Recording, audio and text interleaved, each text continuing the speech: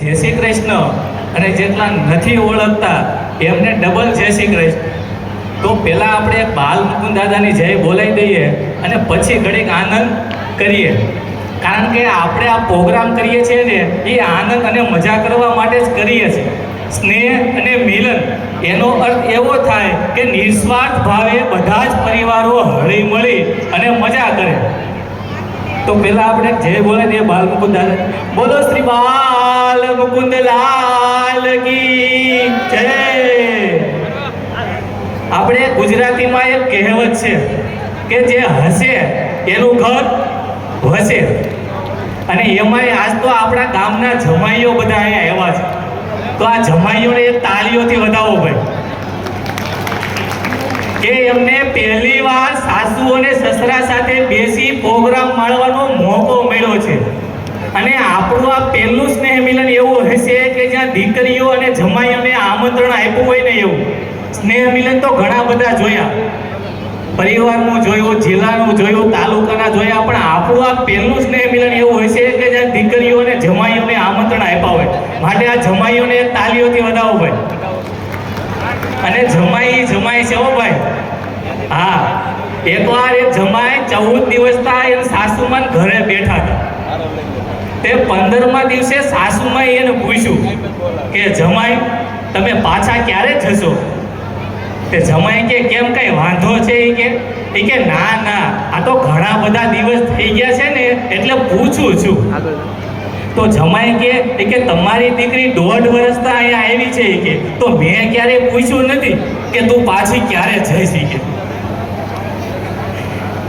એક જમાઈને સસરાએ એને હેલ્મેટ આપ્યું કરિયાવરમાં। તે જમાઈ કે આની શી જરૂર છે કે પપ્પા? કે જમાઈ કે આની જરૂર પડશે કે છોકરીને એની મમ્મીએ સ્ટીલનું વેલણ આપ્યું છે ને કે એટલે એની જરૂર પડશે કે લેતા જ આવી કે મને તો મારા સસરાએ 2 આપ્યા હતા કે એમાં એક વધ્યું છે એ તમે લેતા જ આવી। અને જીવનમાં હસવા માટે આમ જો ભાઈ પતિ અને પત્નીની જ વાતો કરવી પડે હો ભાઈ। હા, કારણ કે પતિ પત્નીનો પ્રેમ જ એટલો અદ્ભુત છે। ભલે તમારી પત્ની તમારી સાથે નાના મોટા ઝઘડા કરશે, હા થોડાક દિવસ રીસાઈ જાય, થોડાક દિવસ કદાચ બોલશે નહીં, પણ કાયમે જમવાનું મસ્ત બનાવી દે। હા, અને ઘર હોય ત્યાં ભાઈ વાસણ ખબડતા જ હોય। હા, પણ એક વાતનું ધ્યાન રાખવાનું કે વાસણના અવાજનો લાભ આજુબાજુવાળા લઈ ન જાય। હા, બાકી ઘર એકવાર એક પતિ પત્ની વિમાનમાં બેસીને વિદેશમાં જતા, તેની પત્ની એના પતિને પૂછ્યું કે આપણે વિદેશ તો જઈ રહ્યા છીએ પણ ત્યાં પાણીપુરી તો મળશે ને કે। તે એનો પતિ કે સાની માની બેસી કે સાસુ કહેજો હોય કે નગર હમણાં વિમાનવાળા ભાઈને કહી દેશે કે તમે માવો બનાવવાનો સામાન બધો મારી સાડીની બેગમાં સંતાડ્યો છે કે। ત્યાં તો એનો પતિ કે ત્યાં તો બહુ બધી પાણીપુરી મળે છે કે આપણે ત્યાં એરપોર્ટ ઉપર ઉતરશું ને એટલે સીધી પાણીપુરી ખાવા જ જઈશું કે। હા, અને આપણે અહીંયા તો 5 ફ્લેવરમાં જ પાણી મળે કે, અને ત્યાં તો 10 ફ્લેવરમાં પાણી હોય કે, પણ તું સાનું મુની બેસી કે ઘડી। એક બે એના પતિનું માથું દબાવતા પૂછતે કે આ લગ્ન પછી હું દરરોજ તમારું માથું દબાવી દઉં છું કે, તો કે લગ્ન પહેલા તમારું માથું કોણ દબાવી દેતું કે? હા, તે એનો પતિ કે ગાંડી કે મને માથાનો દુખાવો જ બધો લગ્ન પછી આવ્યો છે કે, પહેલા તો હું બિલકુલ સ્વસ્થ જ હતો કે। એકવાર એક પતિ એની પત્ની કહેતો કે તે રાજા દશરથનું નામ સાંભળ્યું છે? કે હા સાંભળ્યું છે ને કે હા, તો કે એને 3 રાણીઓ હતી કે હા મને ખબર છે કે, તો કે હું બીજા 2 લગ્ન કરી શકું કે નહીં કે? ત્યાં તો એની પત્ની કે તમે દ્રૌપદીનું નામ સાંભળ્યું છે? અરે ગાંડી, એ તો હું મજાક કરતો તો કે હા તું તો પાછું સિરિયસલી લઈ લે કે। હા, અને જીવનમાં જ્યારે ભાઈ આમ જો કંટાળો આવતો હોય ને ભાઈ, તો આમ જો 2-4 નાના છોકરાઓને પકડી લેવો, ટાઈમ ન જતો હોય તો। હા, અને નાના છોકરાઓની વાતો સાંભળવાની મજા જ આવ્યા કરે એમ।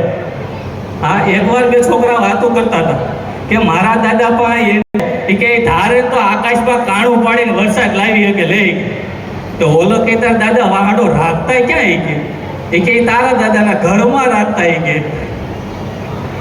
હા, એકવાર એક છોકરો સ્કૂલેથી ભણીને ઘરે આવ્યો, તેના પપ્પાએ એને પૂછ્યું કે બેટા શું શીખવાડ્યું આજે સ્કૂલે તને?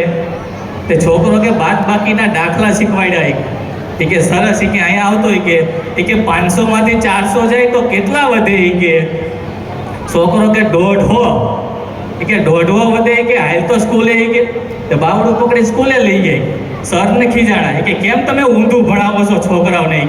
એ કે કેમ ઊંધું? એ કે પૂછો તો. એ કે 500 માંથી 400 જાય તો કેટલા વધે? એ કે 150. સર કે આ તો 450 કહેતો હતો. આ તો મારી 150 લાવ્યો. એ કે હવે તમે થોડો ઠેકાણે લાવો. એ કે એક છોકરાને ક્લાસમાં સરે ટીચરે ઊભો કર્યો.